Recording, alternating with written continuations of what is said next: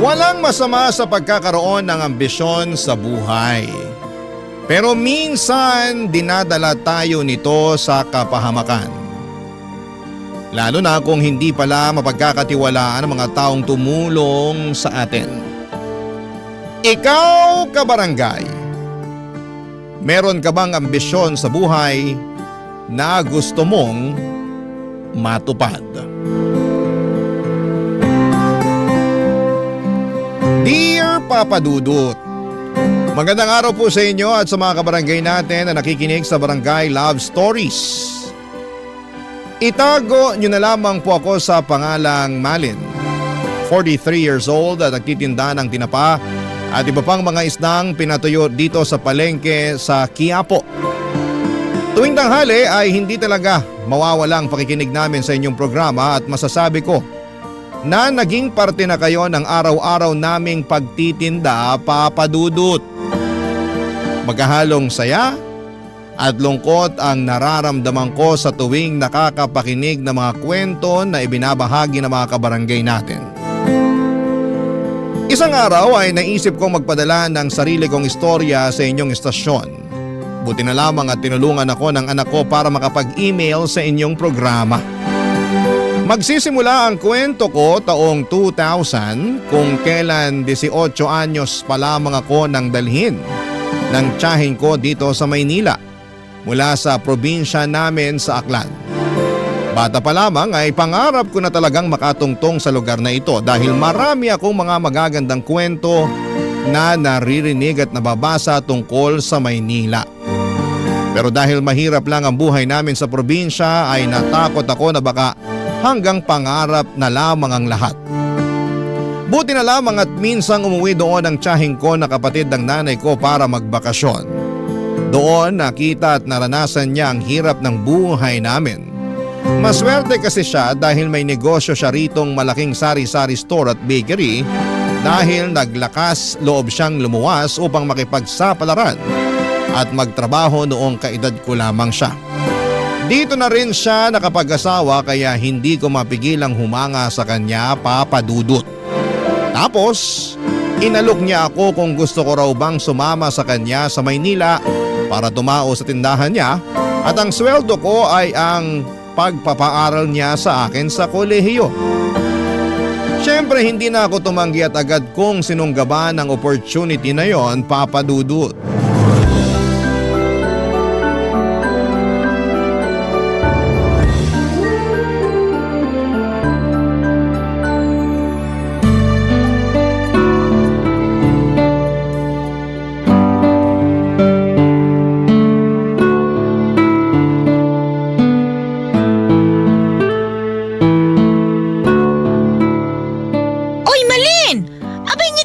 Naman yung mga customer.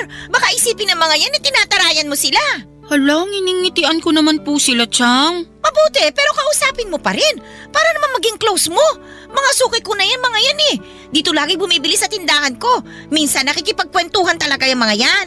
Oo nga po eh. Kaso hindi ko naman maintindihan yung iba nilang kwento.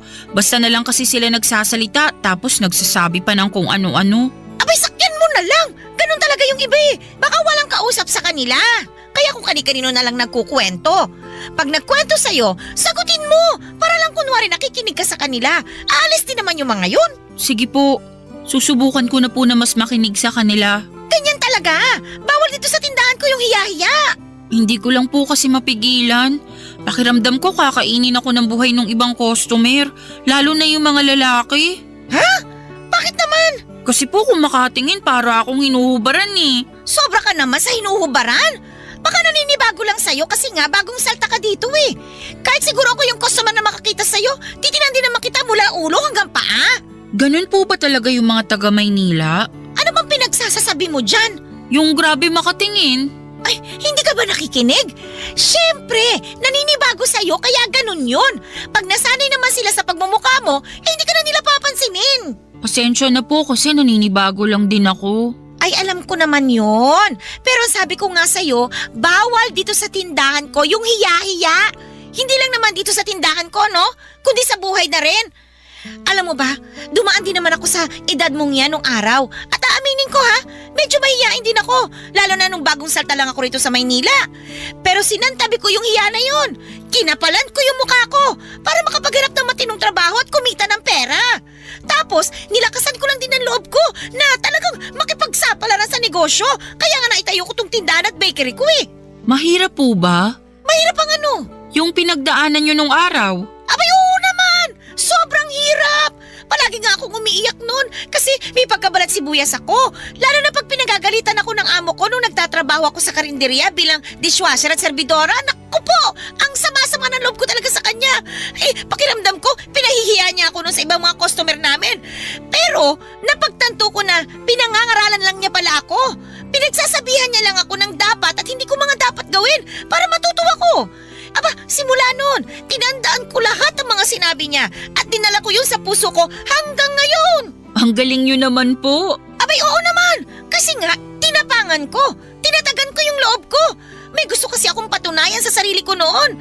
Ayokong umuwi sa probinsya natin ng talunan. Na walang napapala sa pagluwas ko rito sa Maynila nung araw. Kaya nga dapat ganun ka rin. Partida pa ha. Hindi pa ako nakapag-aral ng kolehiyo noon. Ikaw nga napakaswerte mo kasi pinag-aaral kita.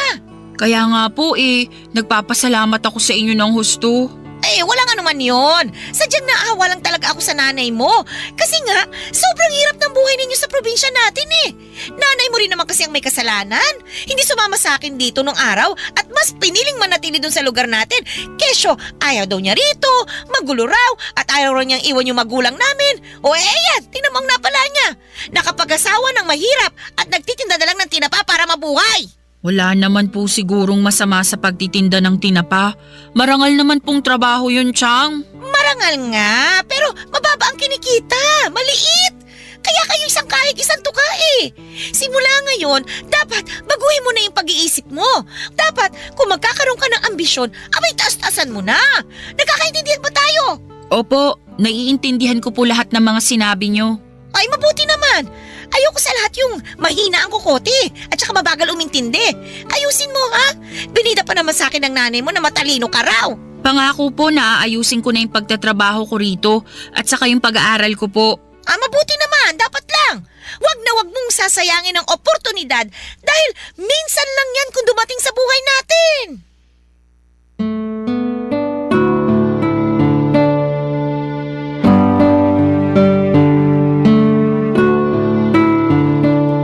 Papadudot, 6 kaming magkakapatid at ako ang pangatlo. Mangingisda ang trabaho ng tatay namin samantalang nagtitinda naman ang tinapa si nanay. Sa aming magkakapatid, ako lang talaga ang may pangarap na makapunta sa Maynila kaya nga pinilit kong makapagtapos ng high school kahit na napakahirap ng buhay namin. Bata pa lamang ay tumutulong na ako kay nanay sa pagtitinda ng tinapa para kahit papaano ay may pambaon ako. Sa kabila ng lahat, isang kahig at isang tuka pa rin ang pamumuhay namin. Kaya nga malaki ang pasasalamat ko sa tiyahing ko na sumalba sa akin sa sitwasyong kinakalagyan ko sa probinsya namin. Pakiramdam ko ay binigyan niya ako ng panibagong pag-asa na magpatuloy sa buhay at mangarap ng malayo katulad niya. Strikta si Tia at kahit na pamangkin niya ako ay tauhan lang din ang trato niya sa akin. Katulad ng isa ko pang kasamahang tendera. Wala pong special treatment kumbaga dahil gusto raw niyang matutunan ko ang mga bagay sa Maynila at paghirapan ng bawat sentimo na ginagastos niya sa pagpapaaral at pagpapakain niya sa akin. Wala namang kaso yon dahil alam kong hindi pinupulot ang pera, papadudot. Ang moto nga ng tiyahing ko sa buhay ay isang malaking kasalanan ang mamatay na mahirap.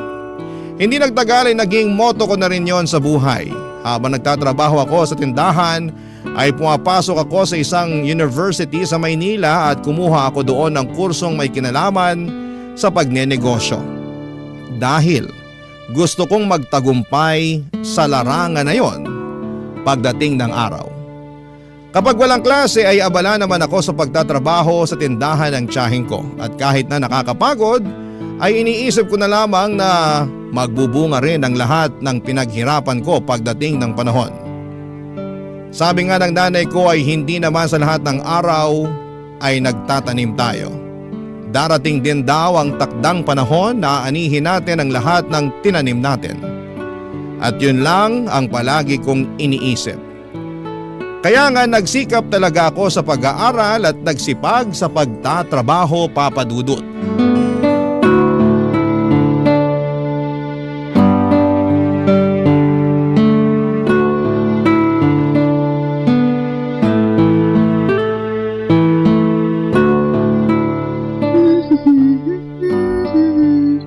Nako, ang dami namang duming nakasiksik sa sulok ng mga upuan. Buti na lang naisipan kong magwalis. Kung hindi, baka makita pa to ni Chang. Anong makikita ni Mama? Sa gwapo kong to?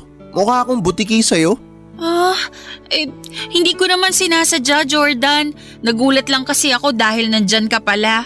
Akala ko nandun ka sa kwarto mo. Kanina yon. Nagutom ako kaya lumabas ako. Kukuha sana ako ng pagkain sa ref kaso nakita kitang nakatuwad dyan. Anong nakatuwad? Ay, mali. Sorry, hindi ka pala nakatuwad. Hindi naman talaga.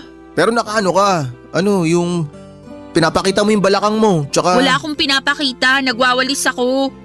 Nagwawalis ka. Kitang-kita ko tuloy yung malaki mong balakang. Ha? Ang bastos mo naman? Di bastos yun, no? Pinupuri nga kita eh. Paanong pinupuri yun? Pinapansin mo yung balakang ko. Pansin na pansin naman kasi, tsaka baka hindi ka lang sanay. Ano sinasabi mo hindi lang ako sanay? Na pinapansin yung balakang mo. Alam mo dito sa Maynila, normal na yung ganyan. Karamihan nga sa mga babae natutuwa kapag sinasabihan sila na medyo malaki yung balakang nila eh. Pati na yung puwetan nila at saka hinaharap. Tuwan-tuwa sila pagka napapansin yung mga yun. Dami kaya nangangarap ng ganyang katawan katulad sa'yo. Pasensya na pero hindi naman ako lumaki rito sa Maynila. Kaya hindi ako sanay na pinapansin yung katawan ko.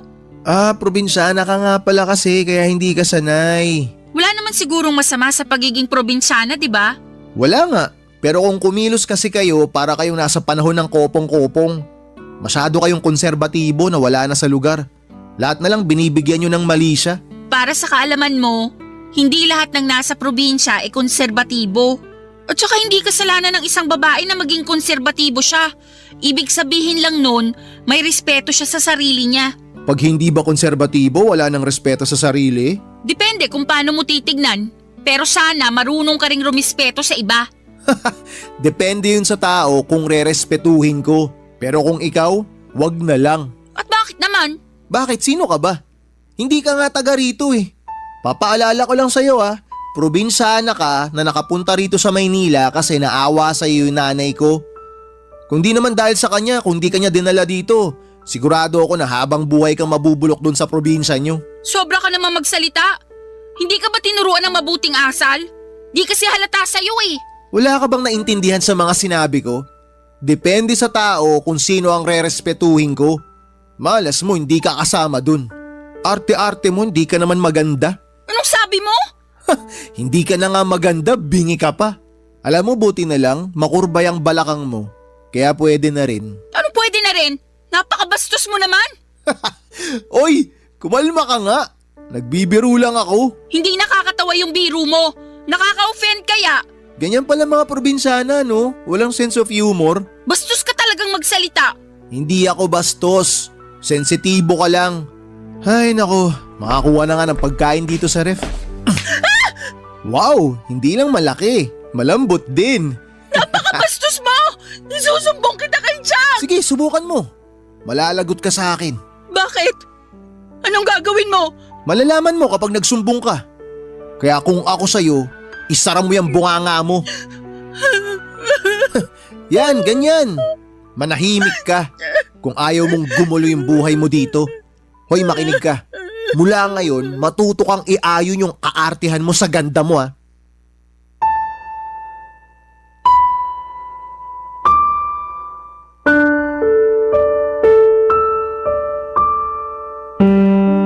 Papa Dudut, may 2 anak na lalaki ang tiyahing ko at si Jordan ang panganay.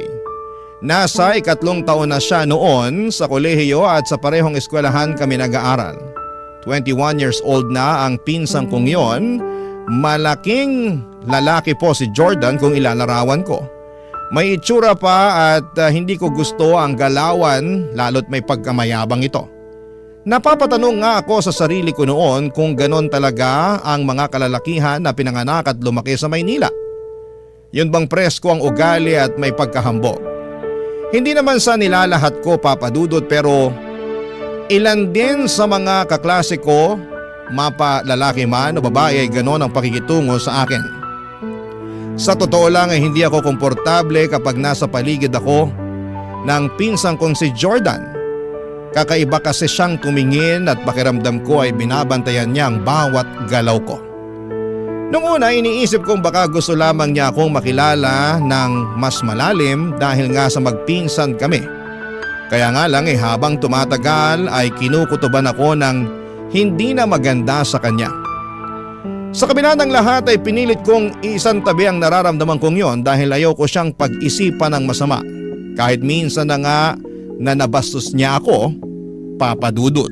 Barangay Love Stories. Barangay Love Stories. Papa Dudut, may 2 palapag ang bahay ng tiyahin ko. At may maliit akong kwarto sa bahay nila na nasa unang palapag. Habang nakatira doon ay nakatoka ako sa paglilinis ng bahay tulad ng paghuhugas ng pinggan, pagwawalis ng sahig at paglilinis ng CR bago ako pumasok sa eskwelahan o di kaya ay magtinda sa tindahan nila. Magkahiwalay ang tindahan at bahay ng tiyahin ko pero hindi naman malayo ang pagitan noon sa isa't isa. Nilalakad ko nga lang yon ng 3 minuto at nasa may bukana kasi yon ng barangay kung saan sila nakatira. Bale, ang pasok ko noon sa eskwelahan ay 5 araw na pare-parehong nagtatapos ng 3:00 ng hapon. Tapos nagjo-duty naman ako sa tindahan ng tiyahin ko bandang 4:00 hanggang 10:00 ng gabi. Umuuwi muna ako sa bahay nila para magpalit ng damit at magwalis ng sahig o di kaya ay maghugas ng pinggan. Pagka-uwi ko ng 10:00 ng gabi ay saka pa lamang ako mag-aaral kung may kailangang mapag-aralan o di kaya ay mag-aasikaso para makatulog na. Kaya lang isang gabi ay may nangyari na hindi ko po lubos na inaasahan.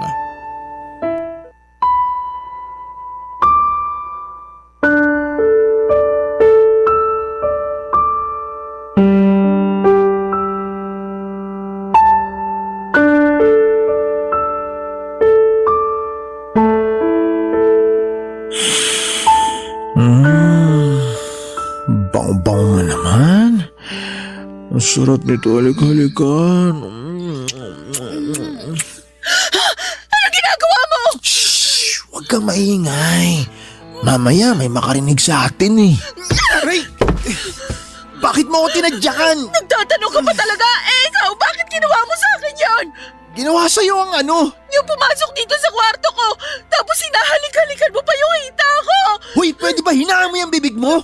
Baka magising si mama at papa tapos kung ano pang isipin ng mga yun. Mabuti nga para malaman nila yung ginagawa mo! Sinabing huwag kang maingay eh. Ano ba? Bitawan mo ako! Tatanggalin ko lang tong kamay ko sa bibig mo kapag nangako ka sa akin na mananahimik ka na. Ano? Hindi ko to tatanggalin hanggat hindi ka nangangako sa akin na hindi mo ko isusumbong kay na mama at papa. Mangako ka! Oo, ako! Tumango ka kung naiintindihan mo ako. Tango! Buti naman nagkakaintindihan tayo. Ang sama-sama mo! Nakainom lang ako. Tsaka hindi ko naman sinasadya eh. Anong pinagsasabi mong di mo sinasadya? Pumasok ka sa kwarto ko, tapos may gusto kang gawin sa akin kung hindi ako nagising. Ang sabi ko nga, nakainom lang ako. Wala naman akong gagawing masama sa'yo. Tsaka hindi ko sinasadya na pumasok dito sa kwarto mo. Aray. Grabe, ang lakas ng pagkakatadyak mo sa akin.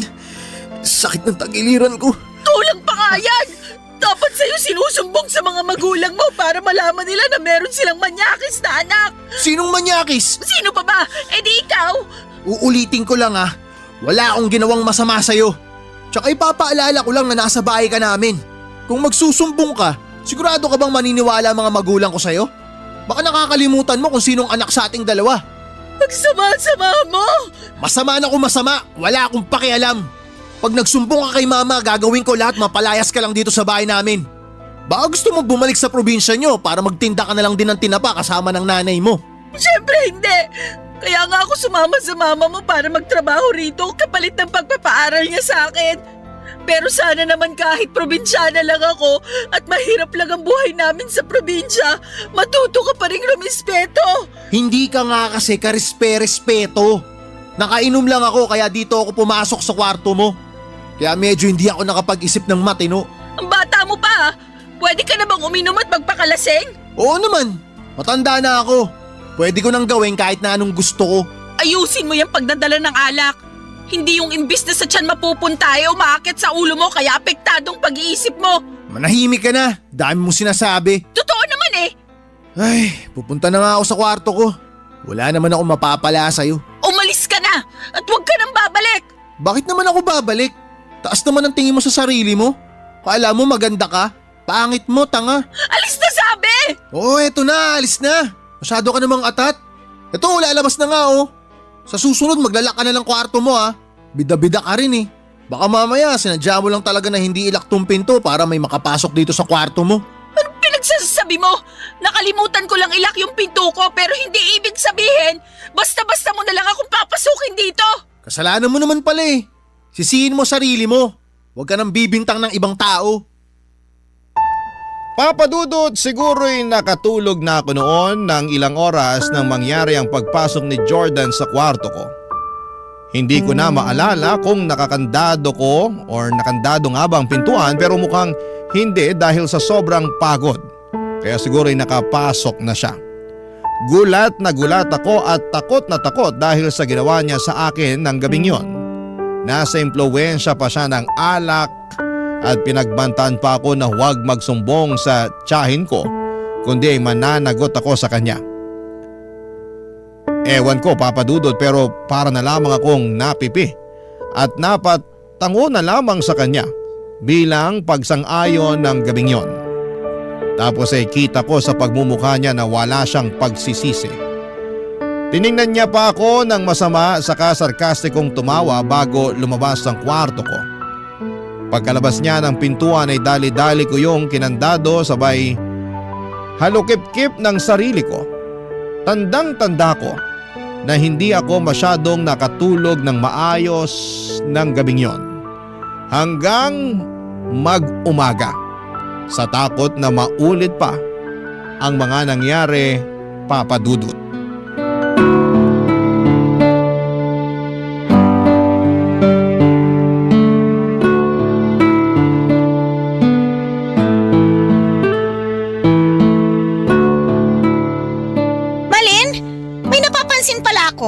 Ano po yun? Mag-away ba kayo ni Jordan ko? Po? Ay nako, ang bingi-bingi mo namang bata ka. Pasensya na po. Ang sabi ko, kung magkaaway ba kayo? Hindi naman po. Bakit po? Hindi ko kasi kayo nakikitang nagpapansinan eh. Hindi mo kinakausap yung anak ko. Magpinsan naman kayo ah. Kaya napaisip ako kung magkaaway ba kayo o ano. Kinakausap ko naman po si Jordan kung may sasabihin ako sa kanya. Pero kung wala naman hindi ko na siya kailangan kausapin. Ah, ganun ba? Opo. Sayang naman kasi mabait pa naman yung anak kong yun.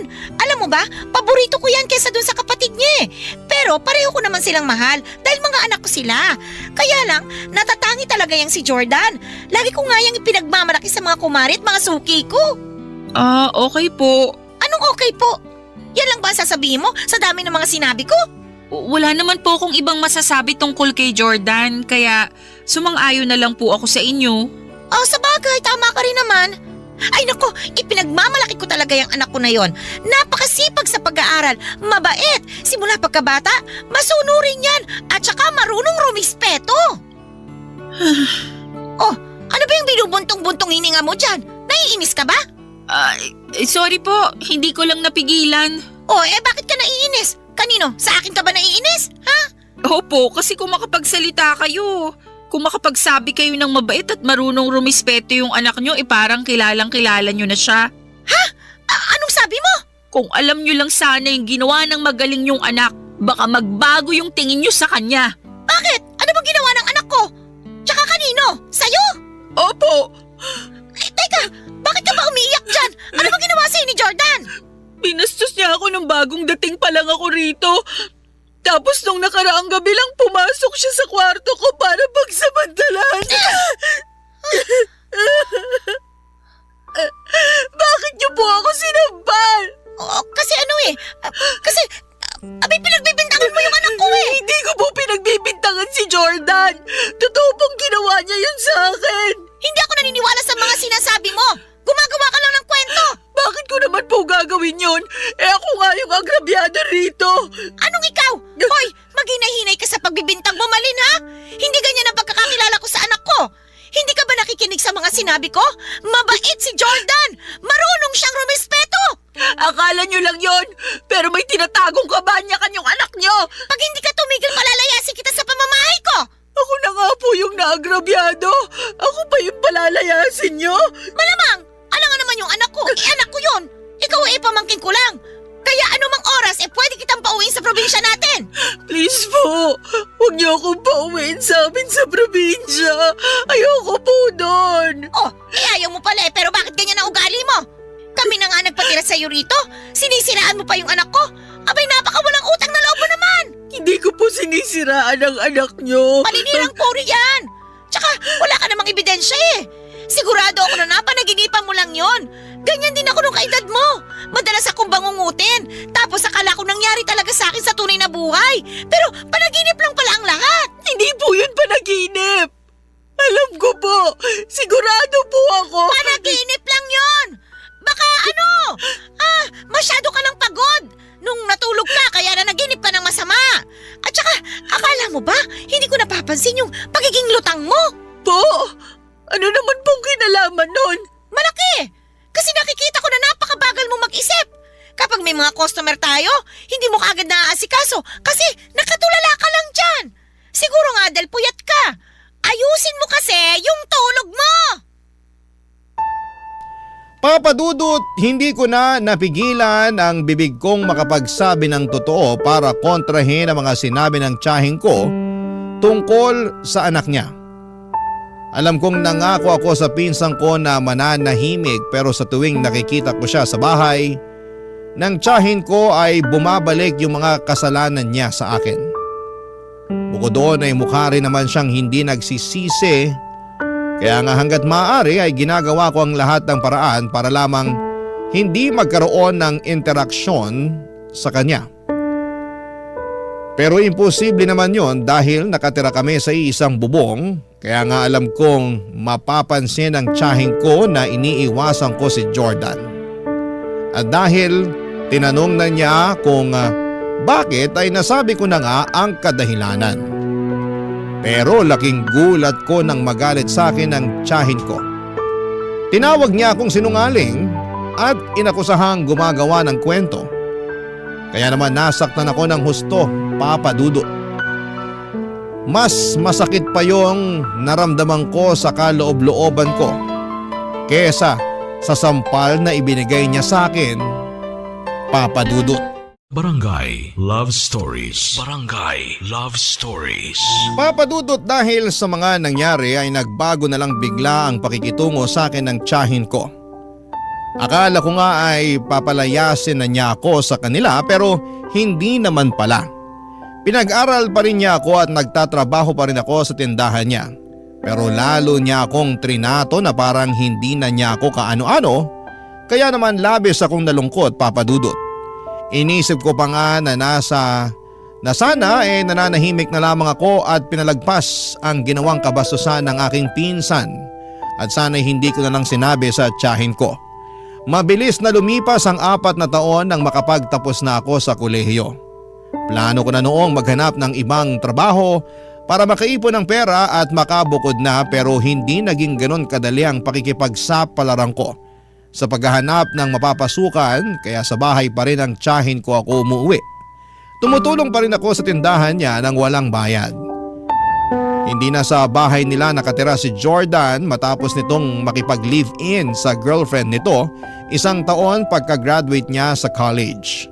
Kaya nga aminado ako na nakahinga ko ng maluwag dahil hindi ko nakasama sa iisang bubong ang manyakis kong pinsan. Isang araw ay nag-decide ang tiyahing ko kasama ang tiyo ko at anak nilang bunso na umuwi ng probinsya ng kanyang asawa sa Samar dahil meron daw emergency doon.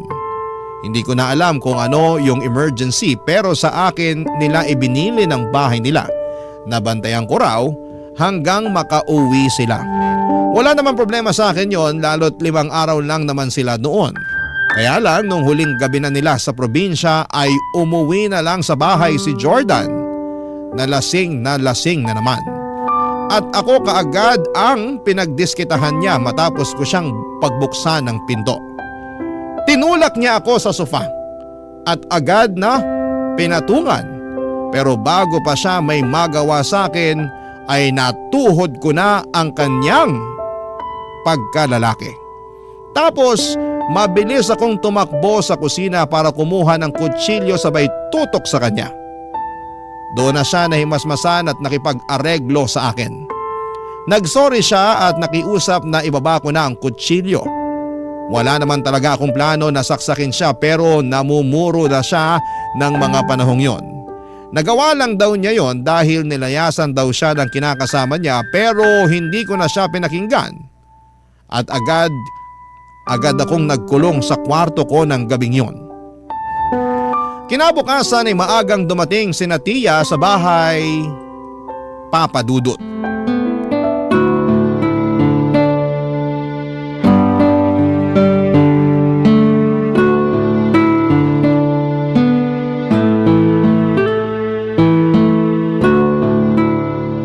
Grabe ma, sobrang namiss ko po tong luto nyo. Oo nga eh. Simula nung umalis ka rito sa bahay para makipag-live-in dun sa girlfriend mo, marami na akong luto na hindi mo nakain. Ay, kumusta na nga pala yung kinakasama mo? Hiwalay na po kami. Ano? Kailan pa? Noong 1 linggo pa po. Oh, bakit ngayon mo lang sinabi sa akin? Naunahan na po ako ng hiya. Hindi po kasi ako nakinig sa inyo nung sinabi nyo na masyado pang maaga para bumukod kami. Akala ko po kasi kaya na namin eh. Kaso, ultimo yung mga maliliit na bagay, maliliit na problema, pinag-aawayan namin ng matindi. Maliit lang ba na problema yung dahilan kaya kayo naghiwalay? Parang ganun na nga po, mga maliliit na bagay na nagpatong-patong na. Tsaka kasalanan ko rin naman po kung tutusin kasi napagbuhatan ko siya ng kamay nung huling beses na nag-away kami. Good morning po, Chang. Oh, Malin, andyan ka lang pala sa kwarto mo. Bakit ngayon ka lang lumabas? Masama po kasi yung pakiramdam ko kaya… Weh, masama ang pakiramdam. Talaga lang ah. Baka ayaw mo akong makita kaya nagkukulong ka sa kwarto mo. Sinong gugustuhin makita yung pagmumukha mo pagkatapos ng ginawa mo sa akin kagabi? Sige nga! Uy, wala akong ginawa sa'yo kagabi ah. Wala pa pala sa'yo yung kamuntikan mo na naman akong pagsamantalahan dahil lasing ka at malungkot sa paghihiwalay nyo ng kinakasama mo? Ha? Saan naman ang galing yan? Teka nga Malin, ano ba yung pinagsasasabi mo dyan? Yang magaling yung anak ang tanongin ninyo kung anong ginawa niya sa akin nung bigla na lang siyang umuwi rito sa bahay niyo kagabi. Anong ginawa mo kay Malin? Wala akong ginagawa sa kanya ma. Oh, wala naman daw pala eh. Siyempre yun po talagang sasabihin niya. Kasi sino ba namang tao ang gumawa ng mali na aamin sa kasalanang nagawa niya? Wala naman po, di ba? Alam mo ikaw, maghinay-hinay ka sa pagbibintang mo sa anak ko ha? Pag hindi ako talaga nakapagtimpi, baka masampal na naman kita. Huwag niyo naman po sanang kampihan yung anak niyo, Chang. Natural, anak ko to eh. Malamang kakampihan ko siya. Kahit na gumawa siya ng mali, ikakampihan niyo pa rin dahil anak niyo? Ganun po ba yon? Hoy, wala akong ginawang mali sa'yo. Masyado kang imbento. Ikaw ang sinungaling! Ang kapal na mukha mong walang yaka. Ma, huwag ka maniwala sa babaeng yan. Sinisiraan niya lang ako sa inyo. Bakit ko naman gagawin yon? Anong mapapala ko? Alam ko na gusto mong gawin. Kinukuha mo loob ng mama ko kasi sip-sip ka. Tumigil na nga kayo, pwede ba? Naiingayan na ako sa inyo eh. Tsaka, mahiya naman kayo sa mga natutulog sa itaas. Paano na lang pag binaba tayo rito ng tatay mo? Ha, Jordan? At magtanong kung bakit tayo nagsisigawan dito. Sige nga! Bakit po ako tinatanong nyo? Bakit di nyo pagsabihan niyang si Malin? Kaya nga! O ikaw namang babae ka. Ano ba talagang problema mo, ha? Bakit ba lagi mo nalang pinagbibintangan itong anak ko? Hindi po ako nang bibintang. Totoo po yung sinasabi ko. Siyempre, i-deny ni Jordan yun. Wala akong i-deny kasi wala namang kailangang i-deny. Wala akong ginawang masama sa'yo. Maraming beses mo na akong ginawa ng masama. Pinsan mo pa naman ako, pero hindi mo na ako nirespeto. Hoy! Maghinay-hinay ka sa pagsasalita ng ganyan sa anak ko, ha? Baka nakakalimutan mo kung sino ka lang sa pamamahay na ito. Hindi ko po nakakalimutan at nagpapasalamat po ako kasi pinatira niyo ako rito sa bahay niyo at pinag-aral. Pero pakiramdam ko hindi na po ako ligtas dito kasama yung anak niyo. O anong gusto mong gawin ko? Kung uuwi na ulit dito si Jordan at dito na siya titira, alam namang siyang mag-adjust sa'yo. Kung ganyan lang din pala na may issue ka dito sa anak ko, bakit hindi na lang ikaw lumayas? Total, tapos na naman kitang pag-aralin eh. Kaya bahala ka na sa buhay mo. O ngayon, para malinaw sa ating dalawa, simula sa araw na ito, pinalalayas na kita dito sa bahay ko. Papa Dudut, wala na akong nagawa para baguhin ang isip ni Tia nang palayasin niya ako sa pamamahay nila. Umiyak na lamang ako at tinitigan ang masama ang pinsang kong si Jordan bago sila tinalikuran para mag-impake ng gamit at damit ko. May sinabi pa ang tiyahin ko tungkol sa pagiging walang utang na loob ko. Pero hindi ko na siya masyadong pinakinggan. Dali-dali akong umalis sa bahay nila kahit na wala pa akong kain at ligo ng mga panahong yon. Sa totoo lang ay gustong-gusto kong magsumbong sa pulis. Pero natakot ako sa pwedeng gawin sa akin ng tiyahin ko. Pinagbantaan din niya ako na magpapakalat siya ng masamang kwento tungkol sa akin sa probinsya para masira ko. Kaya naman hindi niyo ako masisisi kung pinanghinaan ako ng loob ng mga sandaling yon. Siguro ako pa rin talaga yung probinsyana na kinuha niya sa Aklan at pinag-aral sa Maynila. At kahit na ilang taon na ako rito ay hindi ko pa rin nagawang baguhin noon ang dati kong sarili. Na mahiyain at mahina ang loob. Kaya naman mas pinili ko na lamang na kimkimin ang lahat at nag-focus sa paghahanap ng trabaho habang naghahanap ng matutuluyan. Sobrang hirap dahil naranasan kong matulog sa kalsada noong araw lalo at wala pa akong nahahanap na mapagkakakitaan. Buti na lamang at may mabuting loob na tumanggap sa akin bilang tindera at tagahugas ng pinggan sa isang kainan kaya nagsimula na akong kumita ng pera. Gustong gusto ko nang umuwi noon sa Aklan. Pero ayaw ko pa rin naman dahil wala pa ako kaya nag-ipon na lamang ako ng pera para may panggastos ako, Papa Dudut. Mabilis na lumipas ang 9 na taon na kapag-asawa na ako rito at nagkaanak. Tapos ay nakarating na lang sa kaalaman ko na namatay na pala ang pinsang ko si Jordan matapos masangkot sa isang aksidente sa motor. Dahil awang-awa ako noon sa tiyahin ko ay pinuntahan ko siya sa bahay nila dahil gusto kong makiramay sa kanya kaya lang ay hindi na pala ako welcome doon, Papa Dudut.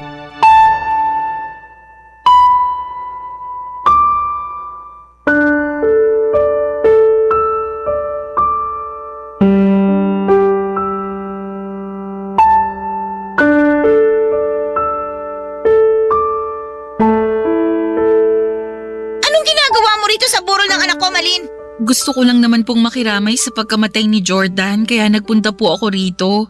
Pero alam mo ba na hindi ka na welcome sa pamamahay ko simula nung pinalayas kita? Kaya ewan ko na lang talaga sa kung anong klaseng kakapalan talaga na mukha ang meron ka para bumalik ka pa rito. Kung ano man po yung hindi natin pagkakaunawaan nung araw, kalimutan na lang po natin. Magkapatawaran na po tayo. At saka nandito ko kasi malungkot ako dahil wala na ang pinsan ko. Anong malungkot? Akala mo ba maniniwala ako sa sinasabi mong yan? Baka ang ibig mong sabihin masaya ka kasi sa wakas namatay na yung anak ko. Hindi po totoo yan. Hindi raw totoo, pero alam kong yun ang matagal mo nang gusto mangyari sa kanya. Kahit kailan hindi ko po hiniling na mamatay si Jordan. Kahit na ginawa niya ako ng masama. Saka hindi po ba kayo nakikinig? Kalimutan na natin yung nangyari noon at magkapatawaran na tayo. Napatawad ko na po si Jordan. Matagal na panahon na. Pwes, hindi ako ganun kadaling magpatawad, lalo na sa katulad mong walang utang na loob sa akin. Alam mo, nito ko lang napagtanto na may sa demonyo ka pala. Ano pong sinasabi niyo? Na anak ka namang kukulam, kasi may dala kang sumpa sa pamilya namin. Simula nung umalis ka, nagkanda leche-leche na yung buhay namin. Halos malugi na yung tindahan at bakery ko, at kulang na lang magsara na. Mabuti na lang kahit papano na ilaban ko, kaya nakakabalik pa rin sa akin yung puhunan ko kahit paunti-unti. Tapos mister ko, nagkasakit ng maluba, kaya kinailangan siyang operahan. Yung anak kong pangalawa, nakabuntis naman, kaya hindi nakapagtapos ng kolehiyo. Tapos ngayon, namatay naman si Jordan. Lahat yun, kasalanan mo. Wala po akong ginagawang masama sa pamilya niyo, Chang. Ako nga yung ginawa ng masama ni Jordan, tapos hindi niyo naman ako pinaniwalaan. At bakit? Sino ka para paniwalaan ko, ha? Kaya siguro kayo kinarma kasi masama talaga ang ugali niyo. Anong sinabi mo? Sabi ko, masama talaga ugali niyo. Kunwari lang kayong concern kayo sa akin kaya tinulungan niyo ako makapunta rito sa Maynila at pinag-aaral. Pero sa huli, sinusumbatan niyo lang din ako. Kahit kailan, wala ka talagang utang na loob! Malaki po ang utang na loob ko sa inyo. Nire-respeto ko kayo bilang tiyahin ko at nagpapasalamat ako sa inyo ng husto dahil tinulungan niyo akong makapag-aral at makaalis sa probinsya namin. Pero sobra-sobra po yung kapalit nun sa akin. Wala po kayong alam kung paano ako nabuhay sa takot at kaba pag nasa paligid yung anak niyo. Simula nung ginawa niya ako ng masama. Tapos kayo na inaasahan kong magiging kakampi ko, hindi pa naniwala sa akin. Kung ano-ano rin pong masasakit na salita ang sinabi niyo sa akin na kinimkim ko lang sa dibdib ko kasi umaasa ako na mawawala rin yon. Kaya nga pumunta ako rito ngayon para makiramay sa inyo. Kaya lang pinapasama niyo na naman yung loob ko. Sana kasi hindi ka nalang pumunta dito eh. Sana hindi ka nagpakita sa akin. Kasi ayaw ko naman makita yung pagmumukha mo talaga. At kahit ano pang sabihin mo, hindi ako naniniwala na wala kang dalang malas. May sakampun ka ni Satanas. Kaya lumayas ka na ngayon sa harap ko. Hindi niyo na po ako kailangan palayasin. Dahil aalis po talaga ako. O ano pang hinihintay mo? Pasko? Bagong taon? Alis na! At wag ka nang magpapakita pa sa akin! Papa Dudut, pinagsisihan ko na po na pumunta pa ako sa burol ng pinsan ko matapos akong ipahiya at palayasin ng tiyahin ko. At kahit na hanggang makauwi ako sa bahay namin ay iyak ako ng iyak. Nagsumbong agad ako sa asawa ko at sinabi niya sa akin na huwag na raw akong magpakita sa tiyahin ko o bumalik pa sa bahay nila kahit kailan. Bagay na sinang-ayunan ko naman. Hindi ko lang mapigilang malungkot dahil sincero naman at seryoso ang pakikiramay ko sa kanya ng panahong yon. Pero siguro'y hindi na talaga kami magkakasundo pa. Nasaktan lang din ako noong sinabi niyang may dala akong kamalasan at sumpa sa pamilya nila samantalang ako na nga ang ginawa ng masama ng anak niya noon. At hindi niya ako pinaniwalaan kaya siguro'y nakarma sila. Pero hindi naman ako humiling noon. Baka kusa lang talagang binigay sa kanila yon ang kapanaran. Simula noon ay pinutol ko na nga ang ugnayan sa tiyahin ko at sa pamilya nila. Kung tatanungin ninyo ako, kung may balita pa ako sa kanila ay wala na po masyado. May naririnig po akong kwento mula sa iba naming kamag-anak na may sakit daw ang tiyahin ko pero hindi ko na po kinumpirma pa. Siguro may bahagi sa akin na natatakot nang magpakita sa kanya dahil baka sumbatan niya lang ulit ako at pagsalitaan ng masama at masakit. At ayoko na ulit na mangyari yon, Papa Dudut. Sa kasalukuyan, pamilya ko na lamang at negosyo ang iniintindi ko. Alam ko na hindi madali ang pinagdadaanan ko noong araw at sa kamay pa mismo ng kamag-anak ko. Pero nagpapasalamat pa rin po ako sa Diyos. Dahil hindi niya ako pinabayaan, Papa Dudut. Na sa tuwing nangyayari yon ay nililigtas niya pa rin ako. Kaya naman, sa kanya ang kapurihan. Hanggang dito na lamang po ang sulat ko, Papa Dudut. Maraming salamat po sakaling mapili po ninyong i-ere ang kwento ng buhay ko. God bless and more power sa Barangay Love Stories. Ang inyong forever kapuso at kabarangay, Malin. Barangay Love Stories. Barangay Love Stories. Anong say mo sa Barangay Love Stories na ito? Pagkwentuhan natin sa comment section yan. Nagustuhan ng iyong napakinggan? Ituloy yan via live stream sa www.gmanetwork.com/radio.